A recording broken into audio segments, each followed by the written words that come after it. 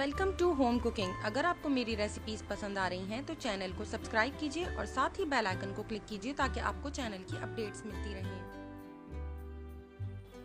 अस्सलामुअलैकुम। आज मैं आपके साथ जो रेसिपी शेयर कर रही हूँ वो है पीनट चिक्की की। पीनट चिक्की दो तरह से बनती है, एक चीनी से और गुड़ से। आज मैं जो रेसिपी शेयर कर रही हूँ वो गुड़ वाली है। इसके लिए हमें जिन चीज़ों की ज़रूरत है उनमें शामिल है गुड़ 1 पाव जिन्हें मैंने छोटे टुकड़ों में काट लिया है, पीनट्स या मूंगफली 1 पाव, घी 1 चाय का चम्मच। सबसे पहले मैं थोड़ा सा घी डालकर पीनट्स को रोस्ट कर रही हूँ कुछ देर के लिए। अगर आपने बाज़ार से रोस्टेड पीनट्स ली हैं तो फिर आपको ये स्टेप करने की ज़रूरत नहीं है, और अगर आपको घी के बगैर रोस्ट करना है तो आप वैसे भी कर सकते हैं। इसके बाद पैन में गुड़ डाल दें और साथ ही 1 चाय का चम्मच के बराबर घी डालें और इसे इतनी देर तक पकाएं जब तक कि ये मेल्ट हो जाए। पकाते हुए गुड़ को मुस्तकिल हिलाते रहें वरना वो नीचे से डार्क हो जाएगा।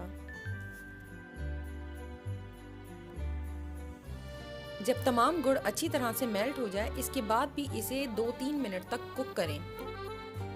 गुड़ को इतनी देर तक कुक करते हैं कि वो ठंडा होने के बाद सेट हो जाए, और इसे चेक करने के लिए हम थोड़ा सा गुड़ पानी के प्याले में डालेंगे और फिर जब ये ठंडा हो जाए इसे चंद सेकंड्स लगेंगे, इसे हाथ में लेके आप चेक करें। ये देखें ये बिल्कुल चुई हो रहा है, इसे और थोड़ी देर कुक करने की ज़रूरत है।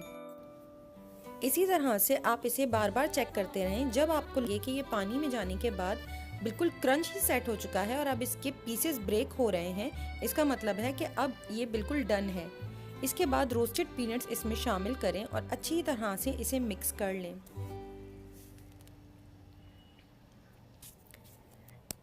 इसके बाद इसे किसी भी ग्रीस्ड सरफेस के ऊपर फ्लैट करें। सबसे बेहतर रहता है या तो आप मार्बल सरफेस ले लें या फिर आप किसी भी स्टील की थाली को लेकर उसे ग्रीस करें और उसके ऊपर इसे पोर कर दें।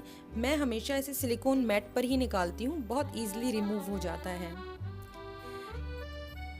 सिलिकॉन मैट को ग्रीस करने की कोई ख़ास ज़रूरत नहीं है, बट मैं फिर भी फॉर सेफ साइड इसे ग्रीस किया है और रोलिंग पिन पे भी मैंने थोड़ा सा घी लगा लिया था। इसके बाद इसे बिल्कुल फ्लैट कर लें।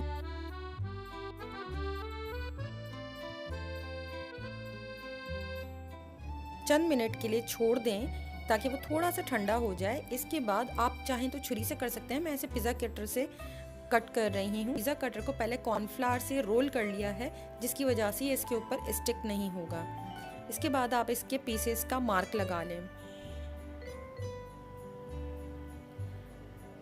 मैंने इसे ऊपर थोड़ा सा कॉर्नफ्लावर स्प्रिंकल किया है जिसकी वजह से जब आप इसे बाद में बॉक्सेस में रखते हैं तो ये आपस में चिपकते नहीं हैं।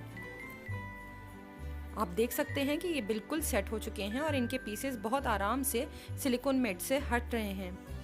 कॉर्नफ्लावर छिड़कना बिल्कुल है, अगर आप ना चाहें तो इसे ओमिट भी कर सकते हैं। इसके बाद तमाम पीसेस को बिल्कुल ठंडा होने के बाद किसी एयर टाइट जार में भरकर रख लें। अगर कहीं एक्स्ट्रा कॉर्नफ्लावर लग गया है तो पीछे उसे अच्छी तरह से झाड़ लें।